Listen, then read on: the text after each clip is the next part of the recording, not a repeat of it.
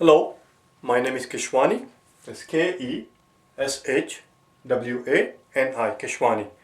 I have been solving math problems for GMAT out of this book here, the GMAT Review, the official guide.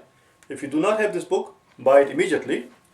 You will find it at mba.com. The problem that I'm about to solve is the one that you will find on page number 170, problem solving, number 137. Let's take a look at it. It says a bar over a sequence of digits in decimal indicates that the sequence repeats indefinitely, of course. The question simply is, what's the value of this quantity? 10 raised to 4 minus 10 raised to second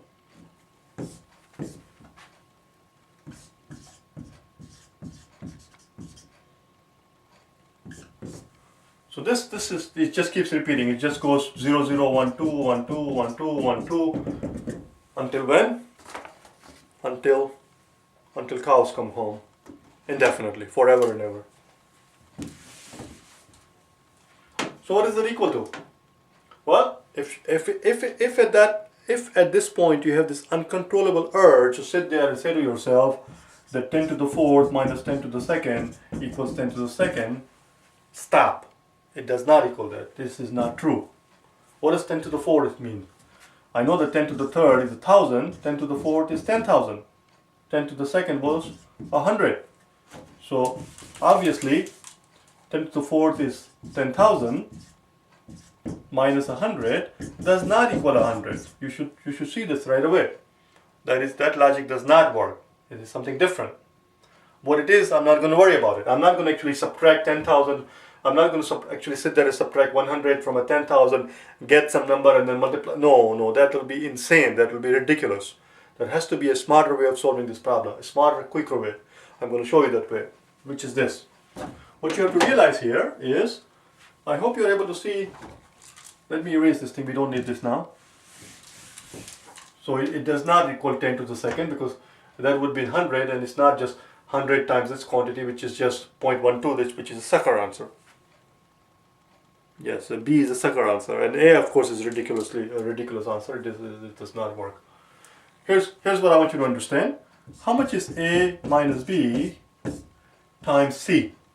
This is your A, this is your B, and this quantity is your C. How do I figure it out? A minus B times C. If I ask you to do that, how would you do that? Well, you're going to have to distribute this thing. This would be A times C minus B times C. Isn't it? Let me put it on the side here so you can see it. A minus B times C would have to equal A times C minus B times C, which is exactly what we're going to do here. 10 to the 4th times this quantity minus 10 to the 2nd times the same quantity.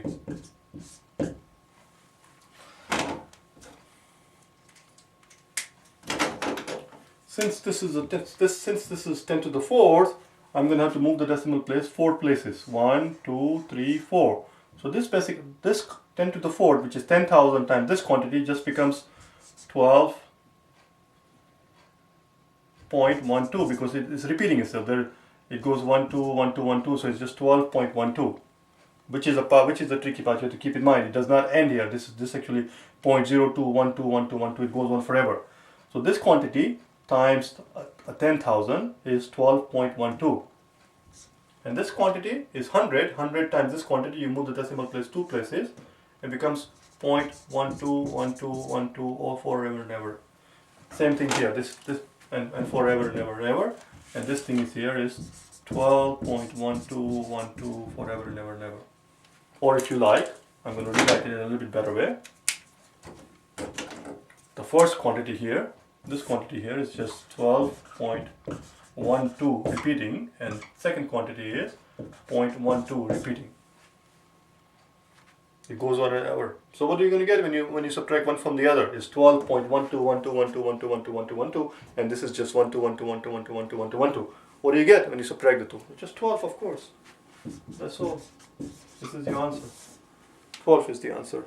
Answer is C.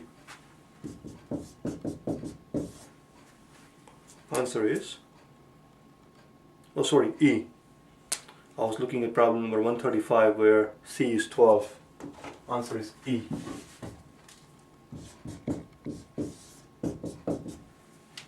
It's important to pay attention. Problem 135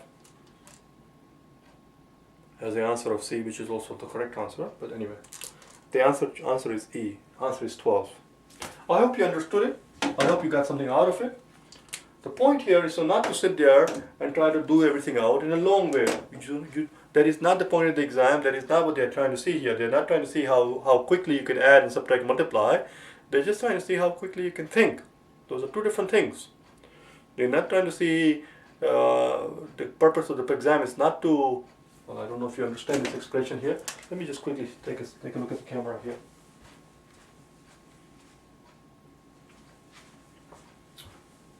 I'm 6 minutes into the clip, so I can give you a little bit of pep talk. Here's the phrase that I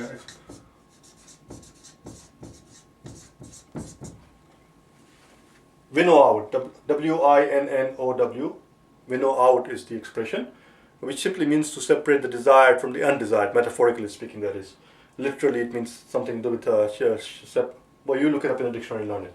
Something to do with separating the wheat from the chaff and so forth. But anyway, metaphorically, to winnow out means to separate the desired from the undesired. The purpose of the exam is not to winnow out the biggest geek in the country, the biggest nerd in the country, the people who can add and subtract very quickly. That is not the purpose of the exam. The purpose of the exam is to winnow out the people who can think clearly, logically, systematically, and who can see the shortcuts.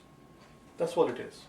Don't do it out literally. Don't do it out actual 10,000 minus 100, which is going to give you 9,999. And what would you do with it? 9,900, and now you multiply this thing. This is ridiculous. You're not going to get you. It's not going to take you anywhere. Anyway, enough said. I hope you found this helpful. If you wish to get hold of my DVDs that I put together with the solutions to all the problems for GMAT, or if you wish to get hold of me for personal private tutoring, in either case, go to my website at prepforgmat.com and send me an email. All right? Thanks.